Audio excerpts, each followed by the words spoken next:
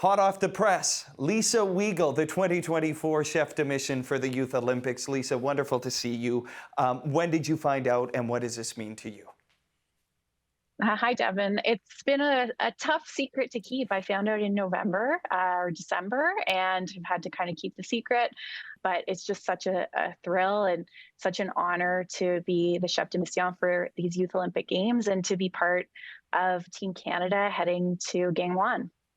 Whenever I have conversations with chefs going to the Olympics, Lisa, I say, what do you want to bring to this? I know how thoughtful you are. I know you've probably been thinking about this a lot. What would you want the athletes of this Canadian team to take away under your leadership at the Youth Olympics? Yeah, that was something that I really put a lot of thought into when I applied for this and have been thinking about it over the last little while. And I think for me, sport is really about the experience. It can't just be about the end result and about the medals. And, especially for this experience for the Youth Olympic Games, for a lot of these athletes, it'll be their first time competing internationally, wearing the maple leaf. So it can be a learning experience for them, being able to set some goals for themselves beyond just the podium, because as we know, there's 3 medals and a lot of athletes kind of go home disappointed if your goal is gold or nothing. So I think for me that's a really big goal. And then I was talking to Katrina Lamaydon the other day, who is my chef for Beijing, and she said, be yourself, and you were selected for a reason, and be authentic and be true to who you are, and find a way to kind of make it your own. So I'm still trying to figure out what that means to me, but in terms of some of the other mentoring I've done and coaching, I think this is actually a really great fit and a really exciting opportunity for me to continue to develop as a leader. I've had the great pleasure of covering a lot of your career, Lisa, and that's one of the things I've always appreciated about you is how authentic you've shown up in sporting spaces. But you talked about it can't all be about results, and I wonder how much of your own experiences, big losses and some big wins and everything else in between, how that has sort of shaped how you approach this role. Yeah, I've kind of experienced it all in sport. I've stood on top of the podium at the World Championships, and also, went to 2 Olympic Games and didn't win a medal at either one. And definitely felt those disappointments and those setbacks throughout my career. And, I think looking back, like, of course, I would have loved to have won a medal with my teammates and done that for Canada. But there's so much more to sport and to those experiences. And a lot of it, I know it's cliche, but it really is about the journey and about that pursuit of excellence. And, at the end of the day, like, of course, we all want to bring home a medal, but there's so much more you can also take away from an experience like that. I recall when I was with the team in Lausanne at the last Youth Winter Olympics, and you could see the sparkle in the eyes, Lisa, because you said it so aptly that for a lot of them, this is their first big taste of international competition. I'm wondering if you can reflect on remembering your first time on the big stage, how maybe overwhelming that felt, and how you can bring your experiences to that, knowing these are very formative years for these young athletes, and how you can create space for them to perform their best and, as you say, enjoy the experience. Yeah, absolutely. As a junior curler, I didn't really have those experiences. I didn't win junior or didn't make it to junior nationals, never won the provincials, never went to Canada Games, or, some of these experiences that I'm seeing these athletes have now.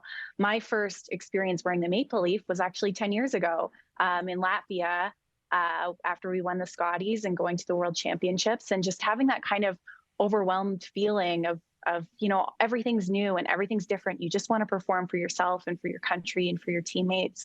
And I certainly felt that in Pyeongchang. So, it's really full circle for me. And that's part of what excites me about this is I get to go back to South Korea, a lot of the same venues, and I get to be the one who kind of welcomes these athletes. And hopefully I'm able to give them a little bit of reassurance.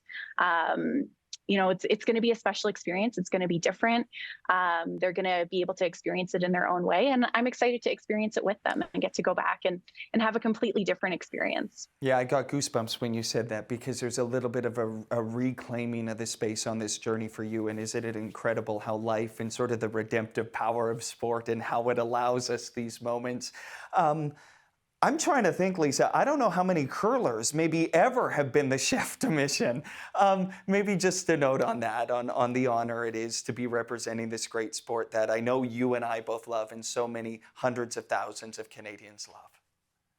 Yeah, as far as I know, I'm the first. So it's exciting for me to be able to represent curling and, to be able to go and watch these athletes and cheer them on. And, being able to see some of these curling athletes who competed at past Youth Olympic Games having success, Tyler Tardy going and competing at the Brier, and Carly Burgess, who just competed at the Scotties, Emily Deshane, who's at the World Championships right now. So this is really an exciting stepping stone, I think, for curling athletes, but also for all of these athletes who can go on to have future success at Olympic Games as they get a little bit older.